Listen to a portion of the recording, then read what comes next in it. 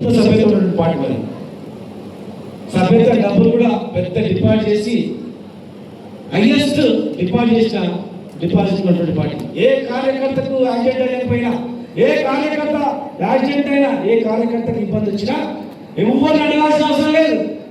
Check రాసి డైరెక్ట్గా మా అకౌంట్లోకి ఇచ్చి మిమ్మల్ని కాపాడుకోవడానికి, పార్టీని కాపాడుకోవడానికి, పార్టీ కార్యకర్తలను కాపాడుకోవడానికి ఉన్నటువంటి నిధి కేసీఆర్ గారు ఏర్పాటు చేసి ఎంతో దురదృష్టం. చాలా పార్టీలకు దేశంలో రాష్ట్ర కార్యాలయంలో, కానీ కేసీఆర్ గారు మన పార్టీకి జిల్లా కార్యాలయం ఏర్పాటు చేసిండు, రాష్ట్ర కార్యాలయం ఏర్పాటు చేసిండు. ఢిల్లీలో కూడా అత్యంత అన్ని పార్టీలకు ఈక్వల్గా, పెద్ద పెద్ద పార్టీలకు ఈక్వల్గా మాని పెద్ద పార్టీలకి పెద్ద బెంగాల్ అంటే ఇక్కడ రూమ్స్ ఏర్పాటు చేసి ఢిల్లీ పోయినటువంటి వాళ్ళు కూడా తెలంగాణ భవన్ ఏర్పాటు చేసినటువంటి పార్టీ మనది. తెలంగాణ తెచ్చిన పార్టీ మనది. తెలంగాణ తేవడానికి కాలానికి సిద్ధమైనటువంటి నాయకత్వం ఉన్నటువంటి పార్టీ మనది. అలాంటి నాయకుడే ముఖ్యమంత్రి అయినటువంటి పార్టీ మనది. అలాంటి నాయకుడే ఇలా అధ్యక్షుడిగా ఉండి పార్టీ నడుపుతున్నటువంటి పార్టీ మనది. కనుక దాన్ని దృష్టిలో పెట్టుకోండి. భూమి ఉన్నంత వరకు మన పార్టీ ఉంటుంది. చాలామంది ఈ పార్టీ ఎక్కడ అవుతుందా, అక్కడ ఎక్కడ అవుతుందా. ఇలా ఇంతమంది రాష్ట్రంలో చాలా ఇబ్బంది పెట్టిన పార్టీ ఉన్నా ఇట్లా జరిగిందా? కారణంతో పోయిందా? మీరే చెప్తున్నారు పిలిస్తే సార్ సార్ నువ్వు స్టేజ్ ఎండిపోయింది. ఇంకా చాలా మంది ఉన్నారు అలిగింటారు కింద. అమ్మ నేను పోతే పని నేను కింద కూర్చుంటే వాడు పైన కూర్చున్నాయి. కొందరు ఏమనుకుంటారంటే అరే మన పార్టీ పోయి కిందనే కూర్చుంటాను నేను, పెద్ద హోదా వచ్చిన సామాన్య కార్యకర్తలు ఉంటా, ఆ పెద్ద మనసు ఆలోచన చేసే వాళ్ళు ఉంటారు. ఇక్కడ మనం అంత కాంపిటీషన్ మన పార్టీకి ఉంటుంది. కనుక మీరు దాన్ని ఆలోచన చేయకండి. రేపు ఏదో పార్టీ మనదే వస్తారు, గుర్తుపెట్టుకోండి. ఎవరైనా పొరపాటున కొందరు ఏమనుకుంటారంటే చెట్టు మీద కొమ్మని ఎక్కుతారు, కొమ్మ ఎక్కి ఆయన చెట్టు కావాలి కానీ కొమ్మ వద్దు, చెట్టు నరుకుంటాడు. పైకి కింద వాళ్ళు ఏమవుతుంది? ఖాళీ చేసి తిరిగిపోతుంది. చెట్టుకి ఏమవుతుందా?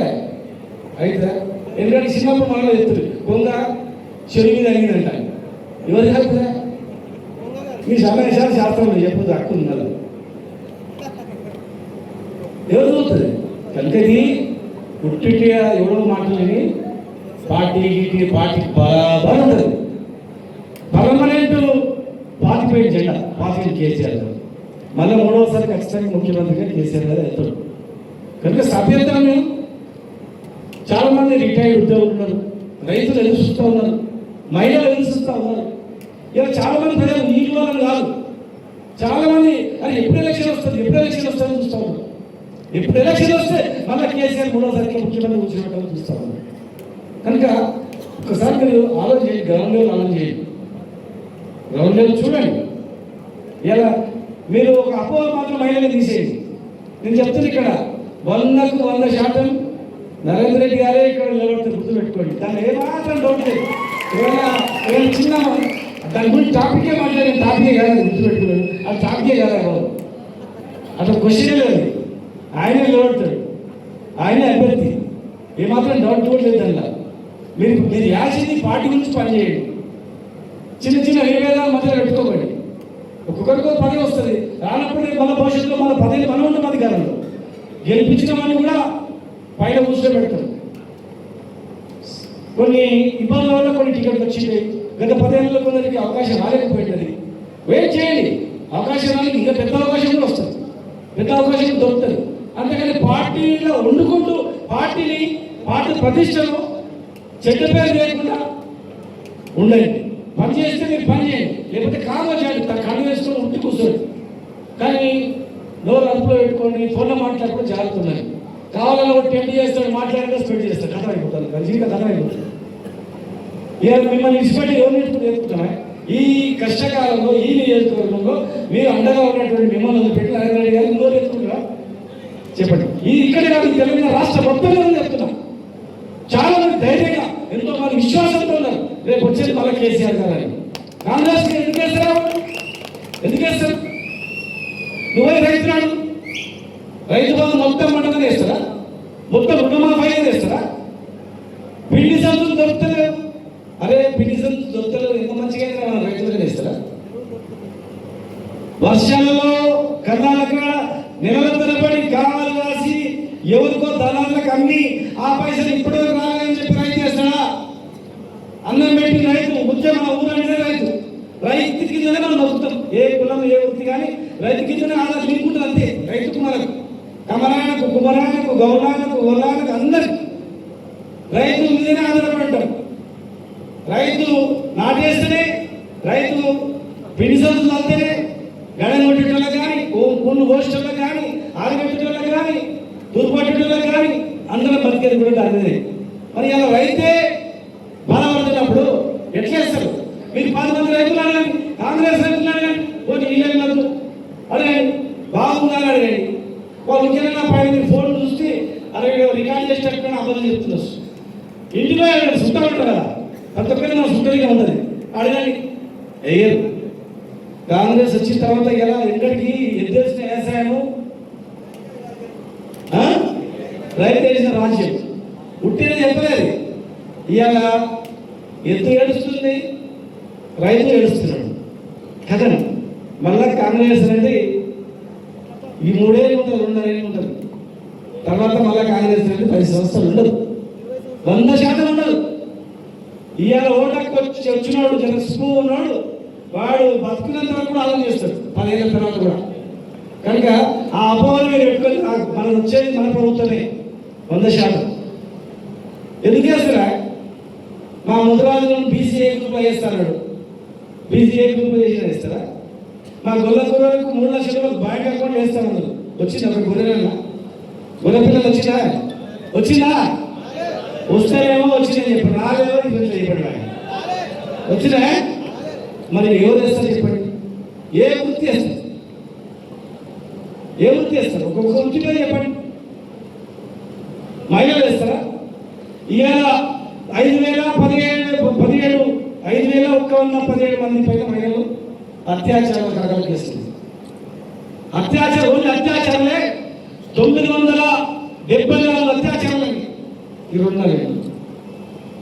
చిన్నపిల్లల మీద 1,037 కేసులు అయింది. పోక్సో కేసు అంటుంది, నిన్న కేసులు చూస్తున్నాడు. అట్లాంటివి 1,037 కేసులు అయింది. ఎవరికి భద్రత చెప్పు? సవితా ఇంద్రాణి యొక్క కూడా హోమ్ మినిస్టర్గా చేసింది. మనం ఆ సుమన్ గవర్నమెంట్ పోయాం, అడుగుతా ఉంది. ఇగో జైల్లో ఉన్న వాళ్ళకి ఏం కల్పించడం, మహిళలకు ఏం భద్రత కల్పించడం, స్టూడెంట్స్కి ఏం భద్రత కల్పించడం. ఆనాడు తెలంగాణ ఉద్యోగులు మీరు అందరూ వచ్చినప్పుడు మీరు ఎంత ఆవేదన పడినా అవన్నీ మాట్లాడు.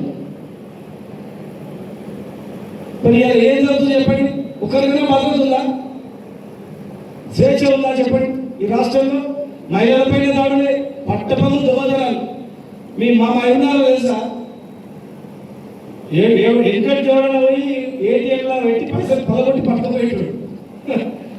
మా పాలమూరులో సెంటర్లో తెలంగాణ చేస్తారా, వాడు 11 గంటలకి వచ్చి ఏటీఎం ఎత్తుకుపోయాడు. మొత్తం ఏటీఎంఏ వాడికి గుర్తు వస్తుందని చెప్పి మొత్తం కట్ చేసి ఏటీఎంలో వాళ్ళ మేలు వేసుకుని పోయాడు. ఇది ఎక్కడ జరిగిందా? ఎవరైనా ఇల్లును ఉలగొట్టి ఇంట్లో బీరులను పలగొట్టి ఎత్తుకుపోయినా చూసినా కానీ బీరులు ఎత్తుకుపోయినా చూసినా ఇది జరుగుతుంది.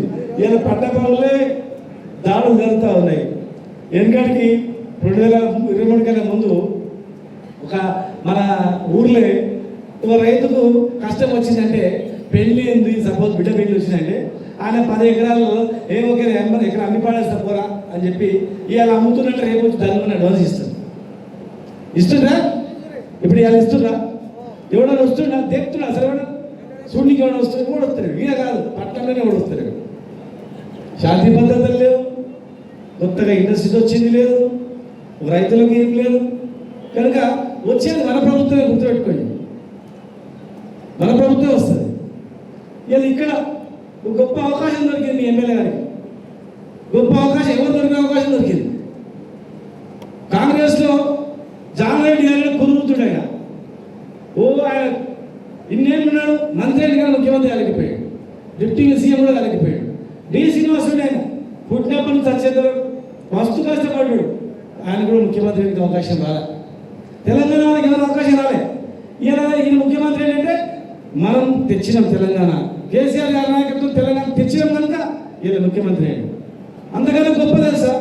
జైపాల్ రెడ్డి గారు చిన్నగా స్టూడెంట్ ఉన్నప్పటి నుంచి యూనివర్సిటీ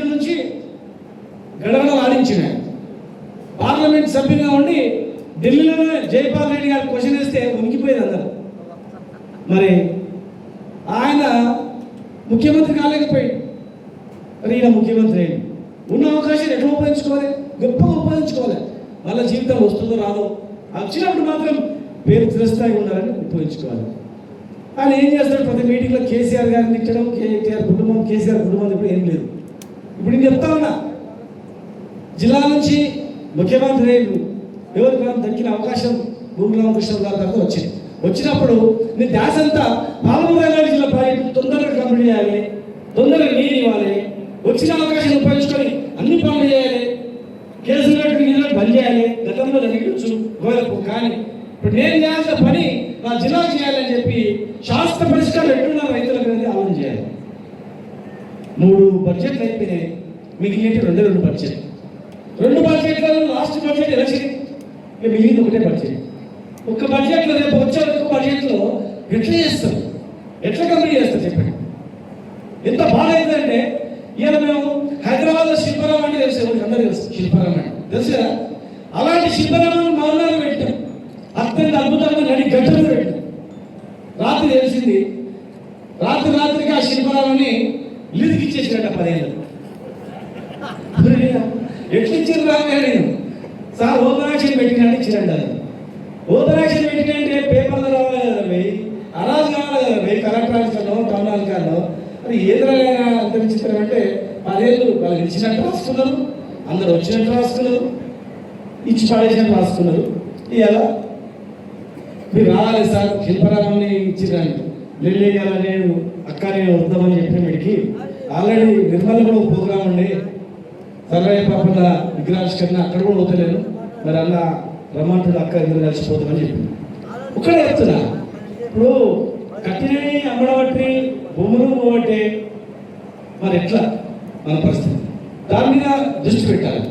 శాస్త్రంగా పేరు నిలిచిపోతుంది, కానీ ఈ సమయం అయిపోయిన తర్వాత ఎలక్షన్ల కన్నా కేసీఆర్ గారిని తిట్టి, మళ్ళీ 5 ఏళ్ళు కేసీఆర్ గారిని తిట్టి సరిపోతే, ఈ వచ్చిన అవకాశాన్ని ఉపయోగించుకోకపోతే మరి ఇలా ఎంత గర్వంగా నేను మామూలు బిడ్డగా చెప్పుకుంటూ, మరి ఇవన్నీ చేయకపోతే అంత వ్యవస్థ మీకు ఉంటుంది అవకాశం. అంటే దాన్ని దయచేసి చెప్తా ఉన్నా, మీ వేదిక ద్వారా వేధింపులు కేసులు పనిచేసి ఈ ఉన్న అవకాశాన్ని ఉపయోగించుకోండి, సద్వినియోగం చేసుకోండి, మంచిగా ఉంటుంది. సరే మీ ఇష్టం, మేము చెప్తున్నాం, మా మాట వింటానే అనుకోం, అది మీ విజ్ఞతకి మేము వదిలేస్తున్నాం. కానీ మీరు మాత్రం చెప్తున్నా, దయచేసి కార్యకర్తల నాయకులు మాత్రం చెప్తున్నా, మీరు సమన్వయంతో మీరు పనిచేయండి. రాబోయే ప్రభుత్వం మనదే. ఇవాళ ఏ కార్యకర్త గతంలో తెలుసో తెలియదో అభివృద్ధి పేరు మీద దృష్టి పెట్టి పట్టించుకోలేకపోవచ్చు, నిజాయితీ కార్యకర్తల కొంతమందికి లాభం జరగకపోవచ్చు, నష్టం కావచ్చు. కానీ ఈరోజు రేపు జరగబోయేటువంటి ప్రభుత్వంలో, రేపు రాబోయేటువంటి ప్రభుత్వంలో ఈనాడు వెళ్ళినటువంటి కార్యకర్తలే మాకు ముఖ్యమైన నాయకుడు, మాకు అధిష్టానం. వాళ్ళు మాత్రమే గుర్తుపెట్టుకోండి, ఎవరిని కూడా మర్చిపోం, ఎవరిని కూడా విస్మరించినాం. సీనియర్లు కూడా చెప్తా ఉన్నా, ఇంత సీనియారిటీ, ఇంత భవిష్యత్తున్నటువంటి పార్టీ, రేపు రాబోయే భవిష్యత్తున్న పార్టీ ఎవరి మాటలు వాళ్ళ మాటలు నమ్మకండి. మీరు మాటలు నేను అన్న మాటలు తప్పైతే మీరే పరీక్షించుకోండి, బస్సు ఎక్కిపోండి. లేకపోతే మీ భార్యకి ఎట్లా ఫ్రీ బస్సే కదా, ఎక్కిపోయిరాపోవే సాయంత్రం తిరిగిరాపో, ఒక 20 మందిని అడగని చెప్పు. పాన్ షాప్ కూడా అడగండి, పండ్ల దుకాణం కూడా అడగండి, పూల దుకాణం అడగండి, కూరగాయల దుకాణం అడగండి, మంగళ షాప్ మా గల్లు షాప్ అడగండి, మా ఇసు దుకాణం పోయి అడగండి, కళ్ళు దుకాణం పోయి అడగండి, లేకపోతే మటన్ షాప్ కూడా పోయి అడగండి, మా రైతులు పోయి అడగండి, నాటేసి మా ఎక్కడ పోయి అడగండి. ఎక్కడ పోయిందా? 4,000 పెన్షన్లు వచ్చినాయి. ఇలా మనం ఇచ్చిన 2,000 లేకపోతే ప్రతి కుటుంబంలో ఎన్ని కష్టాలు ఉండేవి. ఇవాళ మనమే 4,000 రూపాయలు విగ్రహానికి లేకపోతే 3 పూటలు అన్నం తింటుండేనా చెప్పండి? లేదు. చాలా విషయాలు ఉన్నాయి, కానీ ఇంకా మేము మళ్ళీ వస్తాం, చెప్తాం. దయచేసి మీరు మాత్రం సభ్యత్వ నమోదులో పాల్గొనండి, ఖచ్చితంగానే చేయండి. ఇంత జరుగుతున్నా కానీ, సీట్లు దొరకకపోయినా కానీ నిలబడి ఇంటున్నాం అంటే మీలో కసి ఉందనేది మాకు అర్థమవుతుంది. మేము పోయి కూడా చెప్తాం, కరోనాలు పోయించినాం, ఇగో నిలబడి ఉన్నారు, సవితక్క మాట్లాడి అయిపోయేంత వరకు లేవలేదు చూసినామా అని చెప్తాం. కనుక ఇలాంటి కార్యకర్తలే మాకు కావాలి. ఇలా మాటికి లేచేటోళ్ళు వచ్చేటోళ్ళు కాదు, ఇట్లా వస్తుంటూ పోతుంటారు, అలాంటి వాళ్ళు కూర్చొని వినేటోళ్ళే మాకు కావాలి. అలాంటి వాళ్ళని కూడా మీరు రికార్డు చేసుకొని మీ గుండెలు పెట్టుకుంటాం.